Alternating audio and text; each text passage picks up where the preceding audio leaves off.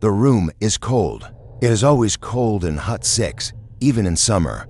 But on this morning in January 1942, the chill bites through wool cardigans and settles into fingertips that have been working since midnight. The woman at the wooden table does not look up. Her name is not recorded in the logbook beside her. Her shift ends in 3 hours. In front of her lies a slip of paper, freshly typed, still warm from the decryption machine in the next room. The message is short, fewer than 30 words. She reads it twice, then reaches for the red folder reserved for urgent intercepts. Her hand does not shake, but she holds the paper a moment longer than necessary. She knows what it means. Somewhere in the Atlantic, at this exact hour, a convoy of 43 merchant ships is steaming through darkness, carrying grain and fuel and medicine to Britain. The submarines are already moving into position.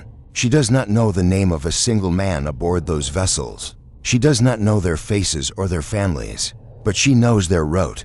And now, because of what she has just decoded, so does someone else. She places the paper in the folder and stands. The war is being fought in the dark water of the North Atlantic, in the sand of North Africa, in the sky above Germany. But it is also being fought here, in a wooden hut in the English countryside, by a woman whose name the public will not learn for 50 years. The intelligence war of the Second World War was not a single operation. It was a vast, silent engine built from thousands of small decisions made by thousands of people whose work was never supposed to be acknowledged. At its center were women, not dozens, not hundreds, tens of thousands. In Britain alone, more than 8,000 women worked at Bletchley Park, the compound in Buckinghamshire where the British government centralized its code-breaking effort. In the United States, women comprised the majority of analysts and clerks processing intercepted Japanese communications. In every theater of the war, from Washington to London to forward intelligence units in the Pacific, women formed the backbone of the machinery that turned enemy transmissions into usable battlefield intelligence. They were not auxiliaries. They were not support staff in the sentimental sense that term would later acquire. They were the operation. Without them, the intelligence services of the Allied powers would have collapsed under the sheer volume of material flooding in every day from listening posts, captured documents, prisoner interrogations, aerial reconnaissance, and resistance networks. The work was repetitive, exhausting, and invisible. It was also indispensable when the war began. Military intelligence was understood by most governments as a gentleman's profession. Officers with language training and university credentials analyzed reports and briefed commanders. The actual labor of processing information, typing summaries, filing intercepts, cross-referencing old messages with new ones, and maintaining the card indexes that made pattern analysis possible was considered clerical. Women had done clerical work in government offices for decades. It seemed natural to expand their role when the war created a sudden, overwhelming demand for people who could read, type, organize, and pay attention to detail for 10 hours at a stretch. What no one anticipated was how quickly clerical work would become analytical work. The boundary between the two dissolved almost immediately. A woman sorting decrypted German naval messages in early 1940 would notice that certain call signs appeared repeatedly in connection with supply convoys. She would make a note. Another woman, working in a different section, would notice the same call sign in a message about fuel shortages. She would cross-reference. A third woman would pull files from 6 months earlier and discover that the call sign belonged to a logistics officer stationed in Norway. Piece by piece, the picture assembled itself. No single step in this process required a university degree, but the cumulative effect was strategic intelligence of the highest value. It told commanders where the enemy was weak, where he was reinforcing, and what he could not afford to lose. The German Navy believed its communications were secure. The Enigma machine, used by the Kriegsmarine to encrypt radio traffic, generated settings that changed daily and produced an astronomically large number of possible configurations. German cryptographers calculated that even with captured machines, breaking Enigma traffic in an operationally useful time frame was impossible. They were wrong, but their mistake was not purely technical. They underestimated the scale at which the British were willing to apply human labor to the problem. Bletchley Park did not break Enigma with a single brilliant insight. It broke Enigma with thousands of women working in shifts around the clock, testing possible rotor configurations, checking cribs, running decrypted fragments through cross-reference indexes, and flagging patterns that might indicate a breakthrough. The bomb machines, the electromechanical devices designed to speed up the testing process, were operated almost entirely by women of the Women's Royal Naval Service. These machines were loud, hot, and required constant monitoring. A single incorrect setting would waste hours. The operators learned to read the machines by sound and vibration, detecting faults before the engineers did. When a bomb stopped, indicating a possible solution, the operator would note the rotor positions, pass the settings to the cryptanalysts, and reset the machine for the next run. This happened hundreds of times a day. The women running the bombs did not know what messages they were decrypting. They were not cleared for that information, but their work determined whether a convoy reached port or burned in the Atlantic. The intelligence they produced was called Ultra. It was the most closely guarded secret of the war. Commanders who received Ultra intelligence were forbidden from acting on it in any way. That might reveal to the Germans that their codes were compromised. If a decoded message revealed the location of a U-boat wolf pack, the Admiralty could not simply reroute the convoy. They had to send a reconnaissance aircraft to the area first, so that the Germans would believe the convoy had been spotted by visual observation, not signals intelligence. This constraint created agonizing decisions. There were convoys that could have been saved if commanders had acted immediately on decrypted warnings. Instead, they waited for the reconnaissance aircraft. Sometimes the aircraft arrived in time. Sometimes it did not. The women decoding the traffic knew none of this. They worked in isolated sections, forbidden from discussing their tasks even with colleagues in adjacent rooms. They decoded messages, passed them up the chain, and returned to the next intercept. They did not attend the briefings where generals weighed the intelligence against operational security. They did not see the casualty reports. They worked in a system designed to compartmentalize knowledge so completely that no single person, except perhaps a handful of senior officers, could see the entire picture. But they knew their work mattered. The urgency in the voice of the supervising officer collecting a red folder intercept told them that. The sudden appearance of military staff cars outside the hut at 3 in the morning told them that. The unspoken rule that you did not take sick leave unless you were hemorrhaging told them that. In the Pacific, American codebreakers faced a different cipher system, but the same labor problem. Japanese military communications used a machine the Americans called Purple for diplomatic traffic, and a series of manual codes for naval operations. The U.S. Army and Navy both ran decryption programs, and both relied heavily on women. At Arlington Hall, the Army's Signals Intelligence Facility in Virginia, women comprised more than 70% of the workforce by 1943. Many were young, recruited directly from high schools and colleges with promises of important war work. They were not told what the work entailed until after they signed secrecy oaths. The volume of Japanese message traffic was staggering. Every day, listening stations in Hawaii, Australia, and Alaska intercepted thousands of transmissions. Each message had to be logged, indexed, and queued for decryption. Once decrypted, the messages had to be translated from Japanese, summarized, cross-referenced with previous intelligence, and forwarded to analysts who would assess their significance. A single decoded message was worth nothing without context. Context required memory. Memory, at the scale of total war, required files. The files were maintained by women who entered the service as clerks and became, through sheer accumulation of knowledge, irreplaceable intelligence assets. A senior file clerk at Arlington Hall in 1944 could tell you, without looking, which Japanese naval code had changed 3 months earlier, which merchant ship call signs appeared in multiple theaters, and which intercepts contained references to fuel shortages, troop movements, or diplomatic tensions with neutral countries. Commanders did not think of this as intelligence analysis, but it was.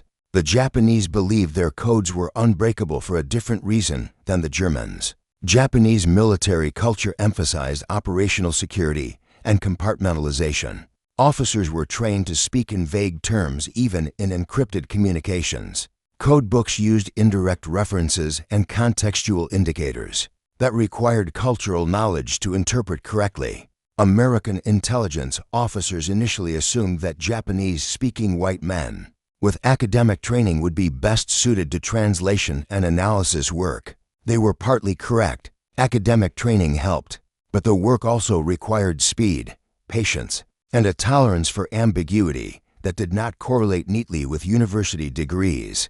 Women with even basic Japanese language skills, trained on the job, often outperformed male officers who had studied the language formally but could not maintain focus. Through the tedium of processing hundreds of fragmentary messages per shift, the result was a quiet inversion of the expected hierarchy. By mid-war, many of the analysts producing the most actionable intelligence from Japanese intercepts were women in their early 20s, working under male officers who signed their reports and took credit for their conclusions. This arrangement was not a deliberate injustice.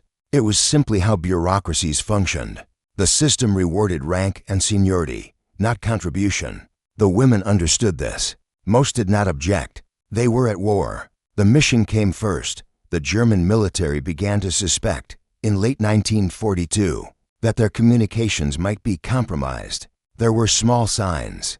British convoys altered course just hours before U-boats reached attack positions. Allied bombers struck supply depots that had been established only days earlier.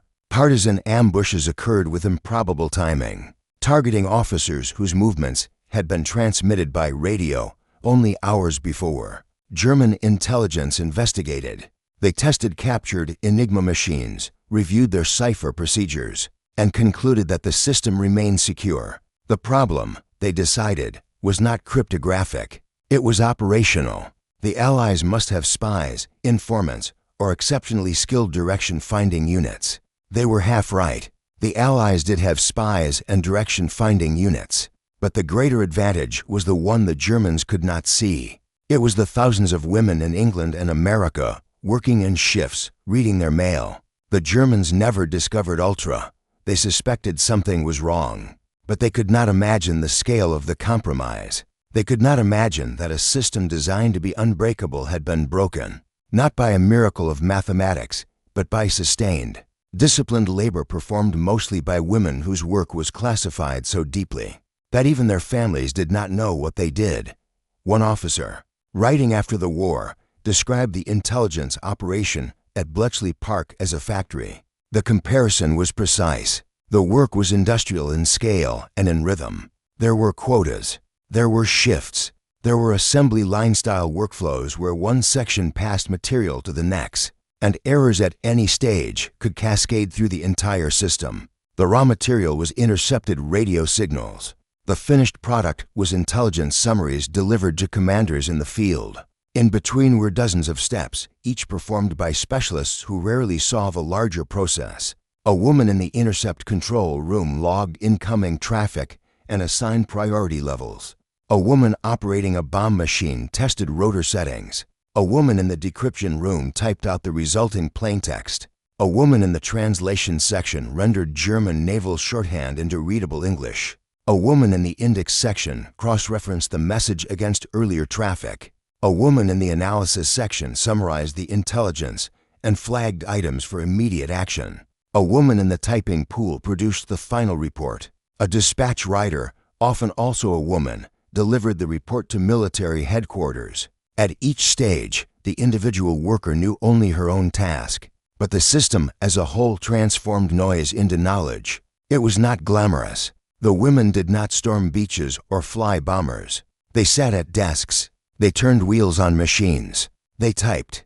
They filed. And in doing so, they changed the outcome of the war. The symbolic object that recurred in their work, the small thing they returned to again and again, was the index card. Every decoded message was summarized on a card. Every name, every location, every ship, every unit mentioned in intercepted traffic received its own card. The cards were stored in wooden drawers, thousands upon thousands of them, cross-referenced by subject, date, and source. The card index was the memory of the intelligence system. Without it, each new intercept would have been an isolated fragment, meaningless on its own. With it, patterns emerged. A German supply officer mentioned in a December 1941 message about fuel shortages reappeared. In a March 1942 message about convoy routing, his name went on a card. 6 months later, a message decrypted by a night shift bomb operator mentioned the same officer in connection with a planned transfer to the Mediterranean theater.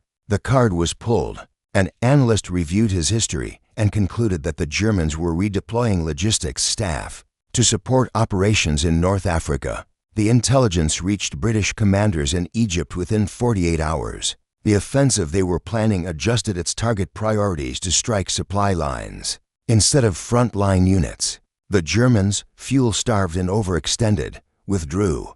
None of this would have been possible without the index card. It was a simple object, a piece of cardstock with typed text, but it represented continuity, memory, and the patient accumulation of knowledge. The women who maintained the card indexes understood their importance. They handled them carefully, updated them meticulously, and guarded them as if they were weapons. In a sense, they were. By 1943, the intelligence advantage held by the Allies was so comprehensive that it began to shape strategy in ways that went beyond individual battles. Commanders could plan operations months in advance, confident that they would know if the Germans redeployed forces to counter them. The invasion of Sicily in July 1943 succeeded in part because Allied intelligence tracked every German division in the Mediterranean and knew, with near certainty, where the enemy was weak. The D-Day landings in June 1944 succeeded in part because German commanders fed false intelligence through double agents controlled by British intelligence, believed the invasion would come at Calais, not Normandy. The deception was elaborate, involving fake radio traffic, dummy armies, and controlled leaks. But it worked only because the British knew, through ultra-decrypts, that the Germans believed it. The women decoding the traffic saw the German messages expressing confidence in the false intelligence. They saw the orders redeploying troops away from Normandy. They passed the information up the chain. The invasion succeeded. Tens of thousands of Allied soldiers who would have died in a contested landing survived. The women who made that possible remained anonymous. The Japanese made different mistakes, but the consequences were similar. American codebreakers, many of them women, decrypted Japanese naval traffic throughout the war. This intelligence enabled the United States Navy to position its forces with devastating precision. The Battle of Midway in June 1942 is the most famous example.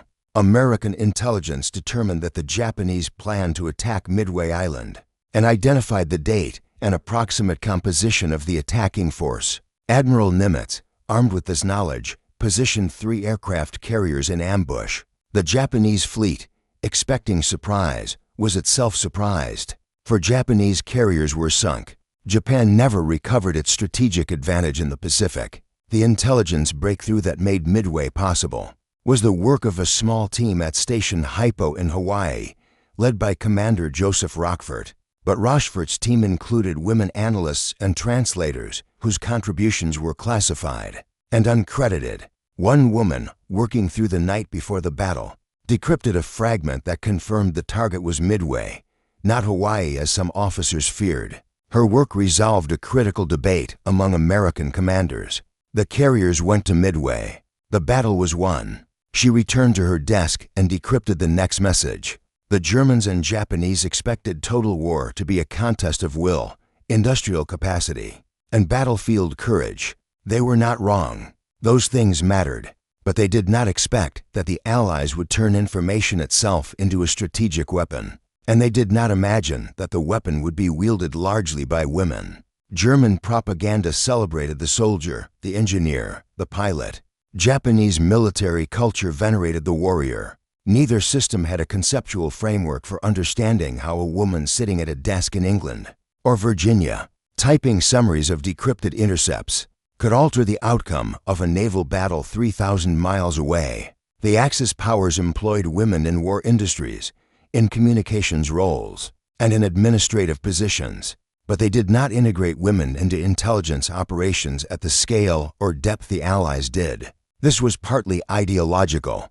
Nazi Germany and Imperial Japan both promoted rigid gender roles that emphasized women's domestic and reproductive responsibilities. But it was also practical.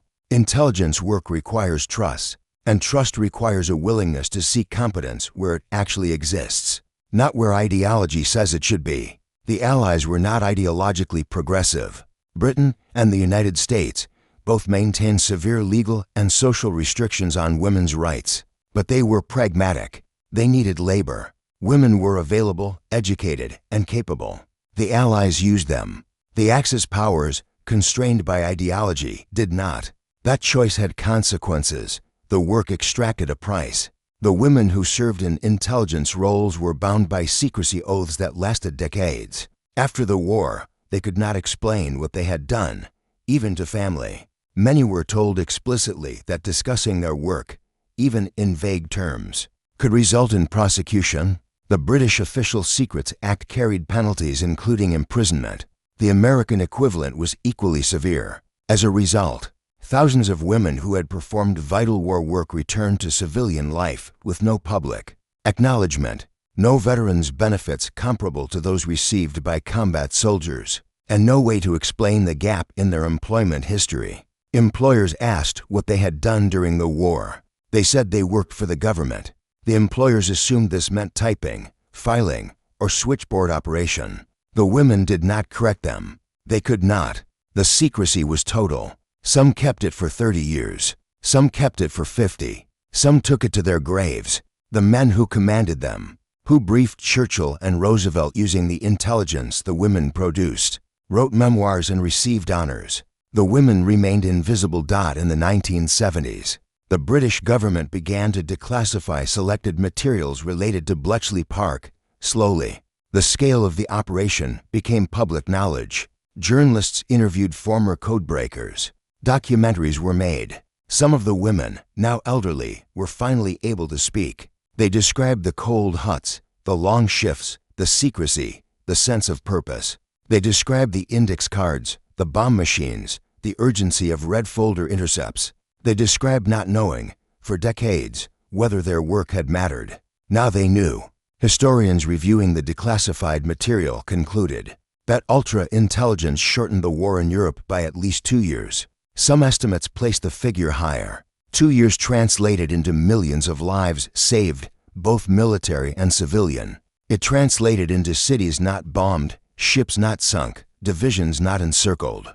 The women had not fired a shot. They had sat at desks and turned wheels and typed cards. And they had changed history. The card index, the object that recurred throughout their work, remained after the war. The physical cards were destroyed or locked away in government archives. But the concept survived. Modern intelligence agencies still use cross-reference databases to track patterns in intercepted communications. The tools have changed. The principle has not. Information is only useful if it can be retrieved, compared, and analyzed over time. The women at Bletchley Park and Arlington Hall understood this instinctively. They built the systems that made memory possible. They turned fragments into knowledge. The index card was their tool, their weapon, their monument. It was small, ordinary, easily overlooked. So were they. The German officer corps, interrogated after the war, expressed shock when they learned the scale of Allied signals intelligence. They had assumed some level of compromise. They had not imagined total compromise. Every naval convoy route, every supply shipment, every redeployment order, every fuel shortage, every partisan threat discussed over military radio had been read, translated, indexed, and analyzed. For years, by an enemy they had underestimated in nearly every respect. Some German officers refused to believe it. They insisted that spies, not codebreakers, must have been responsible. The idea that their communications had been systematically decrypted by an industrial-scale intelligence operation run largely by women was incompatible with their understanding of how wars were won. They had been trained to think in terms of firepower, maneuver, and morale. They had not been trained to think about file clerks. The Japanese reacted differently. Senior Japanese officers, when confronted with evidence of American codebreaking after the war, acknowledged it with a kind of fatalistic acceptance. They had known their codes were vulnerable. They had chosen to believe otherwise because the alternative was operationally paralyzing. If you assume the enemy reads your communications, you stop communicating. Modern militaries cannot function without radio. The Japanese had gambled that their codes were secure enough, or that American intelligence lacked the resources to exploit them fully. They lost the gamble. When asked, after the war, whether they had considered the possibility that American intelligence operations might be dominated by women, the officers expressed confusion. The question did not make sense to them. Intelligence work was technical. It required personnel. The gender of the personnel was administratively irrelevant. This answer was revealing. The Japanese had not failed to use women in intelligence because they thought women incapable. They had failed to use them at scale because their system did not prioritize the mass processing of information the way the Allied system did. It was a structural difference, not merely a cultural one. The Allies had built a factory. The Axis had maintained a workshop. In the Soviet Union, women served in intelligence and partisan operations in numbers comparable to the Western Allies, but their roles were often more direct. Soviet women worked as radio operators, couriers, and analysts, but they also served as snipers, tank commanders, and pilots. The Soviet state had no ideological barrier to women in combat roles. It also had no particular interest in preserving gender distinctions when survival was at stake. As a result, Soviet intelligence work was less feminized than its British or American equivalents, not because women were excluded, but because they were distributed more evenly across military roles. The Soviets did not face the same code-breaking challenges the Western Allies did. They relied more on human intelligence, penetration of enemy organizations, and signals interception without decryption. But they understood the value of patient, meticulous record-keeping. Soviet intelligence files, when they were eventually opened, revealed the same principle at work. Information accumulates value over time. If someone remembers it, the women who maintained those files, like their counterparts in England and America, were the memory of the system. After the war, the question of what to do with the women who had served in intelligence became a bureaucratic problem. They could not be demobilized in the usual sense because they had never been fully militarized. Most had been civilians with security clearances, not enlisted personnel. They received no discharge papers, no medals, no veterans parades. They were thanked politely and sent home. Some returned to pre-war jobs. Some married and left the workforce. Some continued in government service. Their wartime experience noted in classified personnel files, but never explained. A few remained in intelligence work, forming the nucleus of the post-war agencies that would become MI6, GCHQ, the CIA, and the NSA. These women carried forward the institutional knowledge of how to run an intelligence operation at scale. They trained the next generation. They built the systems that would dominate the Cold War, and they did it, once again, in silence. The story of women in World War II intelligence work is not a story of accidental heroism or sentimental virtue. It is a story about labor, competence, and the willingness of institutions to use talent wherever they found it. The women were not saints. They were employees. They did their jobs. The fact that their jobs shaped the outcome of the war does not make them anomalies. It makes them examples of a broader truth. Wars are not won only by soldiers. They are won by supply chains, factories, farms, and the patient, invisible work of people who turn raw material into usable power. The women of Bletchley Park and Arlington Hall turned intercepted radio signals into strategic advantage. They did it because the system needed them to, because they were capable, and because the men who might have done the work instead were busy fighting. When the war ended, the system no longer needed them in the same way. So they left. Most did not expect recognition. They had signed oaths promising silence. They kept those promises. But history, eventually, keeps its own promises. The work was remembered. The cards were found. The machines were preserved. The women, at last, were named, somewhere in a government archive in London. There is a wooden drawer filled with index cards. The cards are yellowed now. The typewriter ink faded to gray. Each card records a fragment, a ship name, a code word, a date. Taken individually, they are meaningless. Taken together, they are a map of the war. They are also a record of patience, discipline, and the quiet power of knowledge accumulated one piece at a time. The women who wrote those cards did not think of themselves as powerful. They thought of themselves as doing their duty. But power does not always announce itself. Sometimes it sits at a desk in a cold room, fills out a card, and files it away. Sometimes it waits, in silence, until the moment when someone needs to know.